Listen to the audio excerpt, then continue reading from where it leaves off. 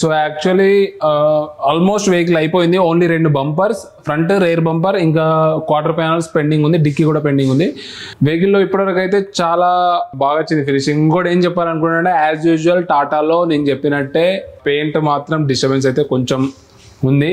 ఇక్కడ చూసుకున్నట్టయితే ఇక్కడ ఒకటి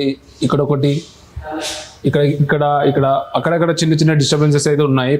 పాయింట్అవుట్ చేయగలిగే డిస్టర్బెన్సెస్ మాత్రమే ఒక 5-6 ఉన్నాయి.